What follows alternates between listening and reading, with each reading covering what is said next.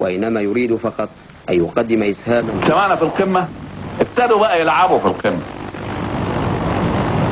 القمة ابتدى فيها اللعب هدفه ايه؟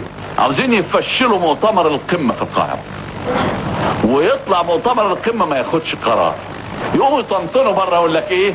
شفتوا يا عالم، يا امريكا، يا دول يا متحضرة، يا اوروبا، يا اليابان، اهو العالم العربي مختلف اهو، وما قدرش يطلع قرار. دليل ان العالم العربي معنا وعلى حق.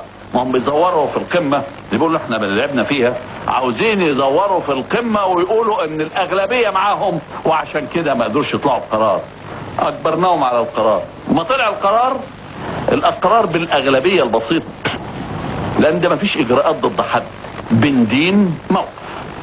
يبقى الاغلبية البسيطة يعني 50% زائد واحد.